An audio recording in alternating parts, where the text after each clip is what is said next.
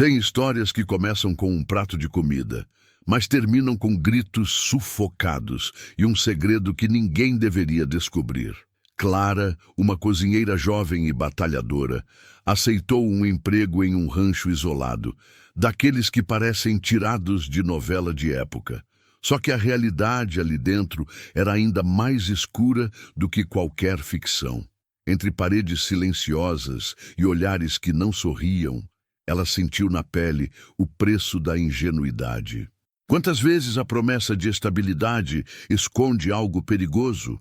Quantas Claras existem por aí, dizendo sim à chance de trabalhar, sem imaginar que estão entrando num território onde a sobrevivência exige coragem e a liberdade pode depender de uma denúncia?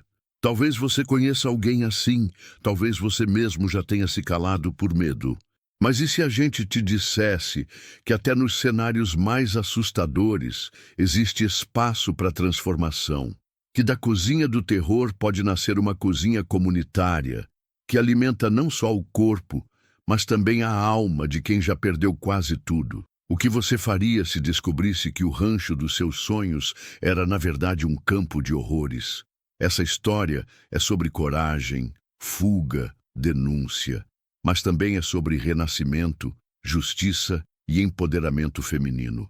Fique até o fim, porque você vai entender como Clara saiu de vítima de uma rede criminosa para se tornar referência de superação.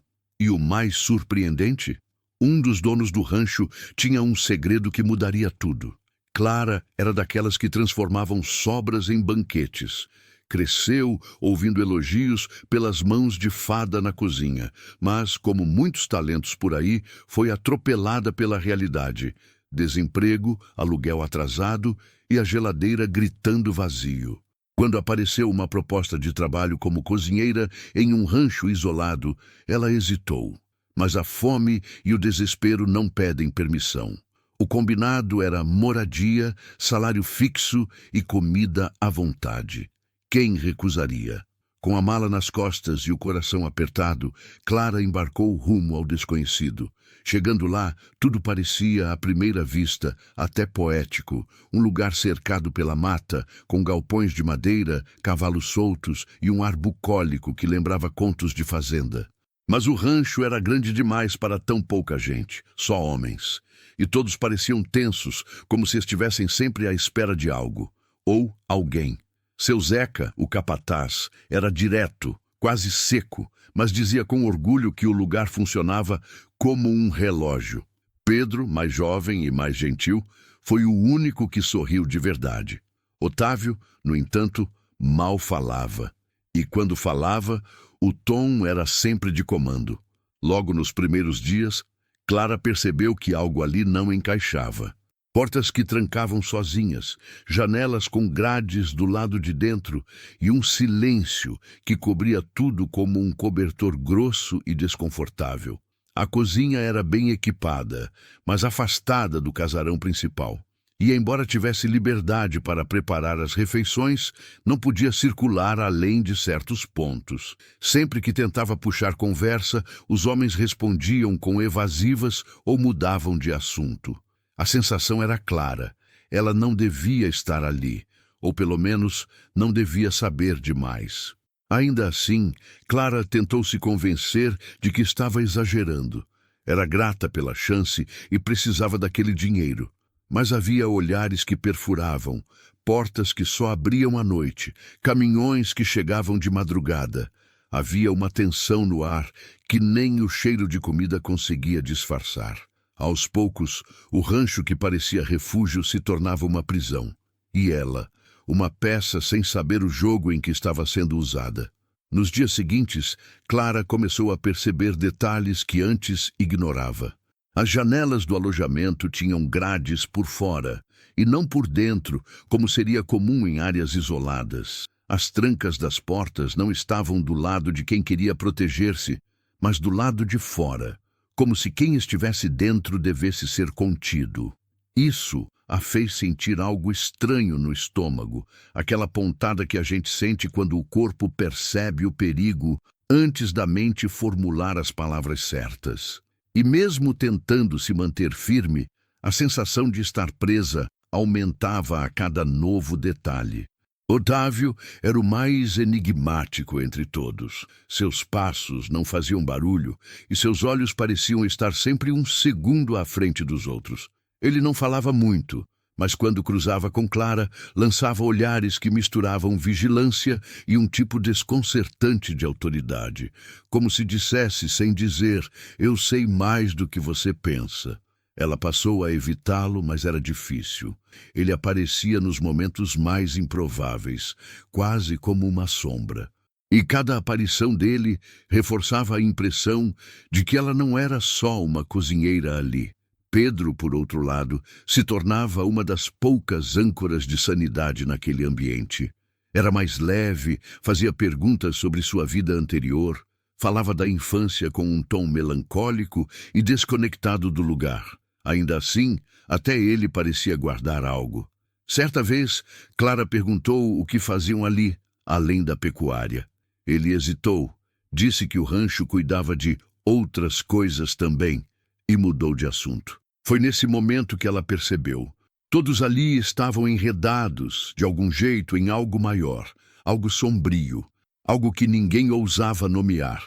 A rotina era rígida, horários definidos, silêncio absoluto após determinada hora da noite, caminhões chegando e partindo sem que ela pudesse ver o que traziam ou levavam.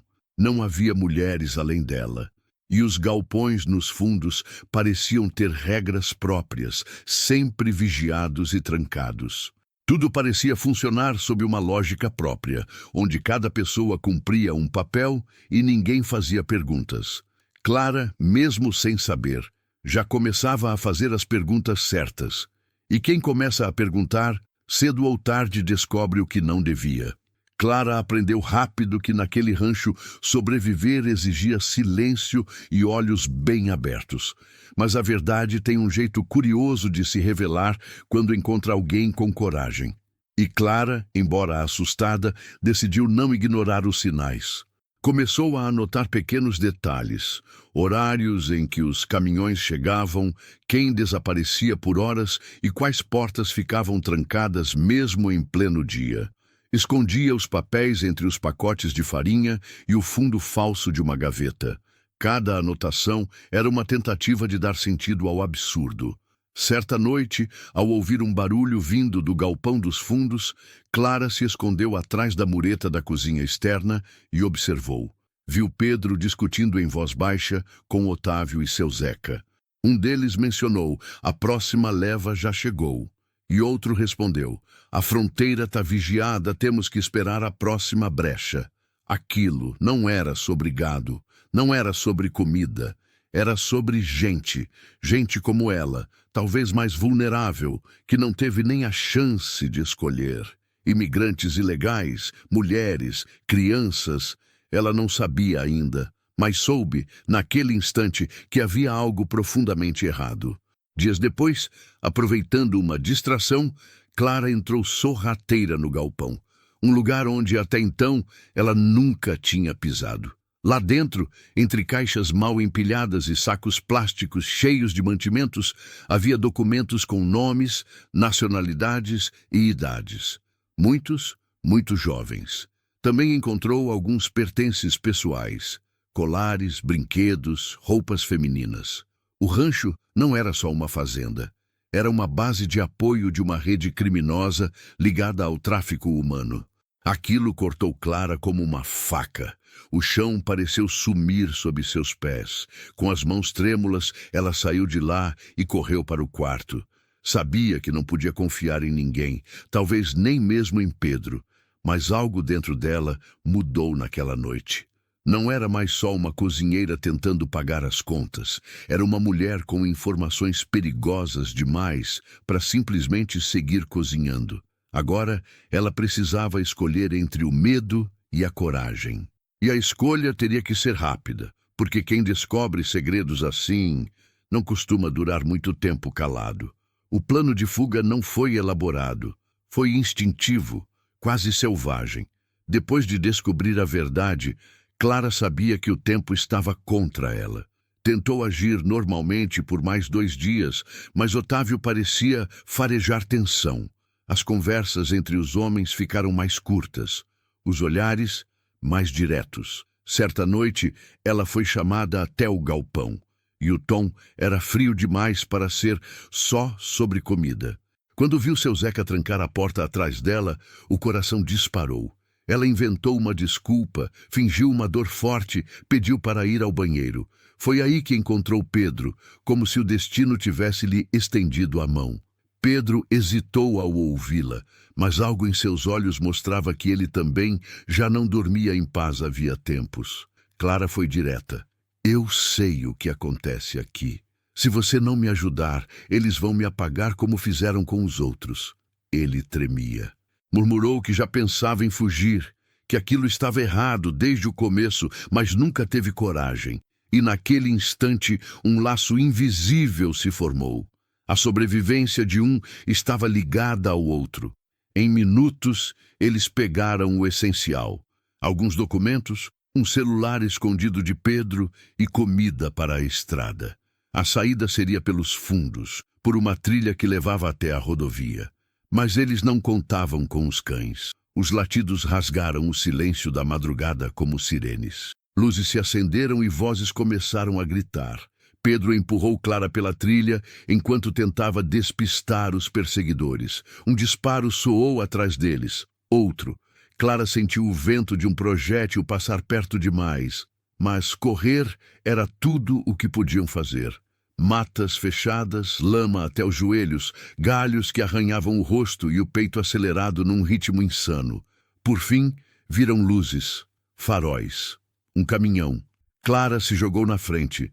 O motorista freou com tudo. Ela gritou: "Ajuda! É urgente! É tráfico humano!" O caminhoneiro, um homem de aparência rude, mas coração justo, entendeu rápido a gravidade do que ouvia. Chamou a polícia, abrigou Clara e Pedro e permaneceu com eles até o amanhecer. Quando os agentes chegaram, ela entregou tudo. Documentos, relatos, a rota dos caminhões, os nomes. A denúncia foi formalizada e dali em diante, Clara não seria mais vista como uma cozinheira, mas como a mulher que teve coragem de romper o silêncio de um rancho que, por anos, manteve horrores escondidos sob o cheiro de comida fresca. A denúncia feita por Clara não caiu em ouvidos surdos. Em poucos dias, a operação foi montada. Helicópteros sobrevoaram o rancho, viaturas tomaram conta dos acessos e os noticiários finalmente deram nome ao que acontecia ali. Uma rede criminosa de tráfico humano, disfarçada de fazenda modelo. Otávio, seu Zeca e outros foram presos. Pedro, por colaborar, teve proteção policial. E Clara, ela virou símbolo de resistência, não por ter feito algo heróico, segundo ela, mas por não ter ficado calada quando a maioria teria baixado a cabeça. A repercussão foi grande. Entidades de direitos humanos procuraram Clara para dar depoimentos, participar de entrevistas e até compartilhar sua história em congressos. Mas nada disso a envaideceu. O que ela queria, de verdade, era ajudar quem ainda não tinha conseguido escapar. Por isso, quando recebeu apoio de uma ONG, decidiu fundar uma cozinha comunitária num bairro periférico, lugar onde muitos imigrantes ilegais, vítimas de violência e gente esquecida pela sociedade se reuniam por um prato de comida e uma escuta atenta.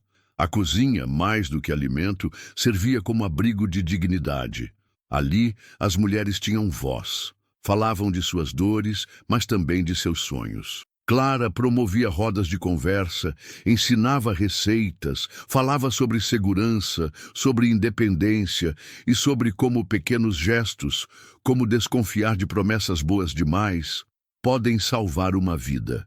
Era sua forma de devolver ao mundo a coragem que ela mesma quase perdeu.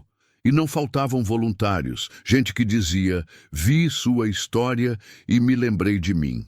Clara entendia que justiça não era só ver criminosos presos. Justiça era impedir que a rede se refizesse com novos nomes. Era romper o ciclo, plantando educação, empoderamento feminino e informação nos mesmos lugares onde antes só havia medo. Ela virou uma ponte entre a dor e a transformação pessoal, porque às vezes é na cozinha, e não num tribunal, que começa a verdadeira revolução. E Clara sabia, cada panela que ela mexia agora era uma resposta à violência que tentou calá-la. O tempo passou, mas Clara nunca mais foi a mesma. Aquela que um dia fugiu pela mata em meio a tiros, agora caminhava firme pelas ruas da cidade, com a cabeça erguida e um propósito claro no coração. A cozinha comunitária prosperou, e com ela, o alcance da sua mensagem.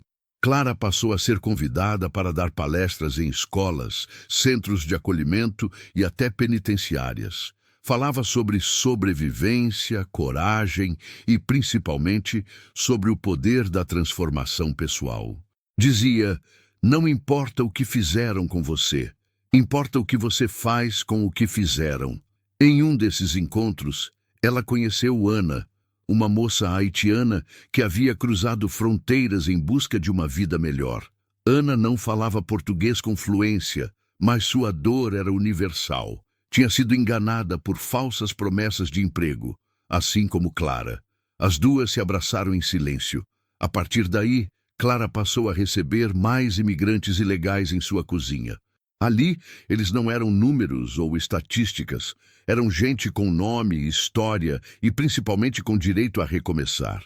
Clara também escreveu suas memórias, um livro simples, sincero, chamado O Rancho e Eu.